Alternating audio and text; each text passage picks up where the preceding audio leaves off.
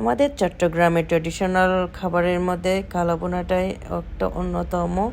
আসলে আজকে কালাভুনার সাথে আরও হরেক রকমের আইটেম করব, সেজন্য আজকে আমি কি করেছি, চুলার পাশাপাশি আমি রাইস কুকারে অনেক কিছু রান্না করেছি, যেমন কচুরি আর গরুর মাংস আর কি আরও কয়েকটা আইটেম রান্না করেছি।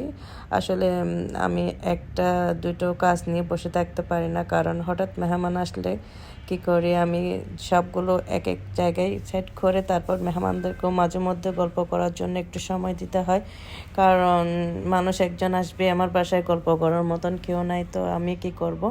তো রান্নার এদিকে বসাই দিয়েছি। আসলে কালো মাংসর এখানে আমি সবগুলো মশলা অ্যাড করে দিয়ে একটু তেল দিয়ে তুলে দিয়েছি, কারণ মাংসটা আগে থেকে রান্না করা ছিল, সেজন্য অত করতে হয় নাই, কষানো করতে হয় নাই। তো এখানে আমি তো বলেছি না, রাইস কুকারে আমি গরুর মাংস রান্না করব। রাইস কুকারে গরুর মাংস তুলে দিব, এই জন্য আমি এক একটা ইনগ্রিডিয়েন্টস ওখানে অ্যাড করে দিচ্ছি। সবগুলো একসাথে যখন দিব, তো ওখানে আমার আর একটা থাকবে না আলাদা কোনো, অনেকটা সময় বেঁচে যাবে। সেজন্য আমি আমার চোলাটা 3 বারের ছিল, তো দুই চোলায় দিয়ে ছোটো একটাতে ছোটো কিছু নর্মাল করতে দিয়ে তারপর ওইদিকে রাইস কুকারে প্রথমে গরুর মাংস তুলে দিয়েছি। গরুর মাংসটা রেডি হয়ে গেলে আমি এখানে দিব খিচুড়িটাও কিভাবে দিব সেটা আপনারা দেখবেন, কারণ ওটা একদম সহজভাবে রান্না করব আমি খিচুড়িটা। তো আমার কালো বোনাটা অলমোস্ট হয়ে আসছে, তো এগুলোকে একটু ভালোভাবে নেড়ে চেড়ে রাখছি। আসলে রান্না করা মাংস, তবে এটা এক রকমের মজা হয় পেঁয়াজ আর দিয়ে। তো তো আমি এখন রাইস কুকারে মাংস তুলে দিব, সেজন্য যেগুলো মশলা অ্যাড করে দিয়েছিলাম সেগুলো ভালোভাবে হাতে করে দিয়ে ম্যারিনেট করে এবার ঢাকনা দিয়ে রান্না করতে থাকবো। আর এদিকে আমি একটা মিটিং ছিল সেটা ভেবে, কারণ যে কোনো কাজ যেহেতু এদিকে আমার লাঞ্চের সময় হয়ে আসছে, কারণ আজকে দেরিতে ঘুম থেকে উঠেছি, তো একটু কাজটা অনেক একদম হাতে সময় নেই, অনেকটা তাড়াহুড়ো করি যেভাবে সেরকম, কারণ রান্নাটা কেমন হয়েছে সেটাও আমি প্রপারলি দেখাতে পারছি না।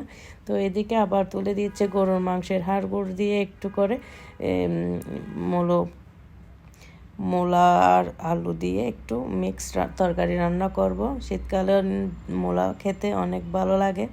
তো এই তো রান্নার জন্য আমি সবগুলো মশলা একসাথে দিয়ে ওদিকে আমার রাইস কুকারে গরুর মাংস তুলে দিয়েছি, আর এদিকে গরুর মাংস হাড় গুড় দিয়ে মূলা আর আলু অ্যাড করে দিব। সেজন্য আমি এগুলোকে ভালোভাবে ম্যারিনেট করে তেল দিয়ে করে দিব। আসলে আমার মতন কে পছন্দ করেন জানি না, বাট আমি একটা জিনিস নিয়ে বসে থাকার মতন না, আমার সব কিছু একসাথে করে তারপর আমি ফ্রিলি মেহমানদের সাথে কথা বলার জন্য আমি সবগুলো আগে থেকে গুছিয়ে রাখি। এখন হঠাৎ মেহমান যেহেতু না বলে আসছে, তো আর কি করা, মেহমানদেরকে সময় দেওয়ার জন্য আমি কি করেছি, সুন্দরভাবে দুই দিকে ছোলাই দিয়ে তারপরে দিকে রাইস কুকারে গরুর মাংসটা তুলে দিয়েছি।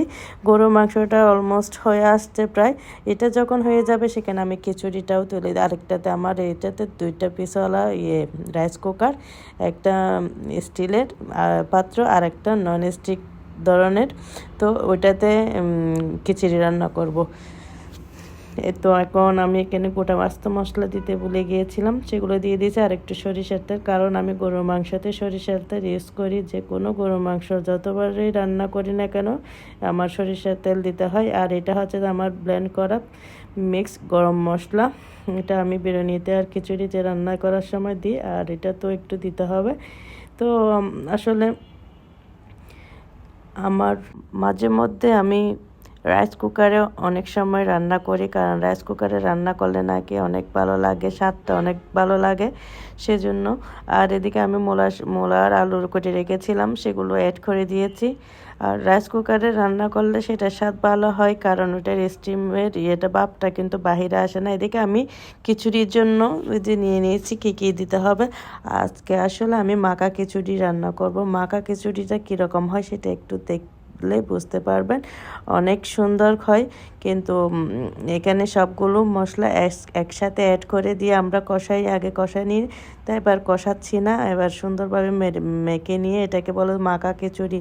তো মাখা খিচুড়িতে আমি সব কিছু অ্যাড করে দিয়ে তারপরে এদিকে চুলায় আমার আলুর জল দেওয়ার পর কেমনটা কালার আসছে সেটাই দেখাচ্ছি। এদিকে চিকেন ফ্রাই করার জন্য আমি চিকেন নিয়েছি আর মশলাগুলো অ্যাড করে দিয়েছি। ওই যে বললাম না আমার একটু সময়ের ব্যাপার স্যাপার আছে, সেজন্য আমি সময় ধরে ভিডিও করছি না, আসলে একটু একটু ক্লিপস নিচ্ছি। আর এদিকে ডিম, তো এদিকে আমার মাখা খিচুড়িটা আমি মেখে নিচ্ছি।